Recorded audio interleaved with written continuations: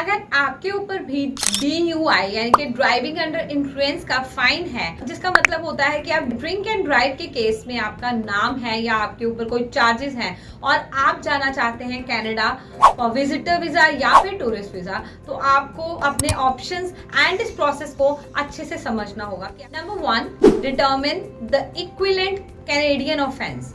इसके अंडर अगर बात करें, कैनेडियन अथॉरिटीज आपके ऊपर लगे हुए DUI चार्जेस को अच्छे से असेस करती है और इसको कनाडा के इक्विवेलेंट, कनाडा के ऑफेंस के हिसाब से इसको कन्वर्ट करती है, उसमें बदलती है और फिर उसके बाद आपके क्रिमिनल रिकॉर्ड को चेक किया जाता है कि आपके ऊपर कितने चार्जेस हैं, कहीं कोई ज्यादा चार्जेस नहीं है या कोई सीरियस क्राइम तो नहीं किया है आपने, तो उसके हिसाब से असेस करके आपकी कनाडा में एंट्री जो है वो इनएडमिसिबल हो सकती है, यानी कि आपको आपकी कनाडा में एंट्री जो है वो बैन हो सकती है। Number 2, get a legal opinion letter. अगर आपके ऊपर कोई पेंडिंग चार्जेस हैं मगर वो अभी प्रूव नहीं हुए हैं, तो आप कैनेडियन इमिग्रेशन लॉयर की हेल्प ले सकते हैं, उनसे एक लीगल ओपिनियन लेटर मंगवाई जा सकती है और आपको हेल्प कर सकता है। अगर आप इस तरीके से वीजा अप्लाई करते हैं, आपकी एंट्री हो सकती है या नहीं हो सकती। Number 3, apply for a temporary resident permit. अगर आपके इन चार्जेस के बावजूद, यानी कि आपकी जो कनाडा में इनएडमिसिबिलिटी है उसके बावजूद आपका कनाडा जाना बहुत इंपॉर्टेंट है, आपको ज़रूरी ही जाना है, तो आप TRP अप्लाई कर सकते हैं।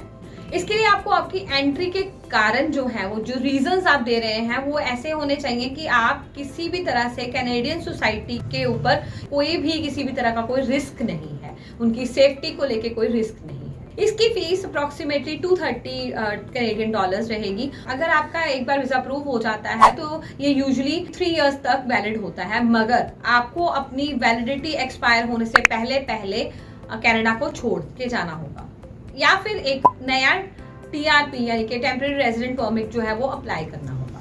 Number 4, check for deemed rehabilitation. इसके अंदर अगर आपके DUI के जो चार्जेस हैं उसको 10 इयर्स कंप्लीट हो चुके हुए हैं, आपने अपनी सजा भी पूरी कर ली है और इसके अलावा आपके ऊपर कोई भी सीरियस चार्जेस नहीं है, तो आप इसके अंडर एलिजिबल हो सकते हैं। लेकिन अगर आपके ऊपर मल्टीपल चार्जेस हैं या फिर आपका जो DUI है ये 18 दिसंबर 2018 के बाद हुआ है, आपके पास ये ऑप्शन अवेलेबल नहीं रहता है। Number 5, apply for criminal rehabilitation. अगर आप डीम्ड रिहेबिलिटेशन के अंडर नहीं एलिजिबल होते हैं, तो आप क्रिमिनल रिहेबिलिटेशन अप्लाई कर सकते हैं। ये प्रोसेस आपकी जो सजा है उसके 5 साल पूरे होने के बाद ही अप्लाई किया जा सकता है और एक बार अगर ये अप्रूव हो जाता है तो उसके बाद आपकी जो एंट्री है वो इनएडमिसिबल नहीं रहेगी, आपकी एंट्री जो है वो एडमिसिबल हो जाएगी कनाडा में for that particular offence.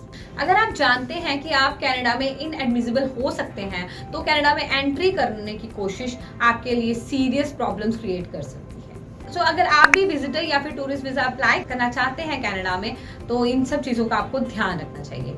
So for more such updated videos just subscribe to our channel and अगर आप अपना कनाडा का विजिटर या फिर टूरिस्ट वीजा अप्लाई करना चाहते हैं तो स्क्रीन पे नंबर पर कॉल कीजिए। Thank you.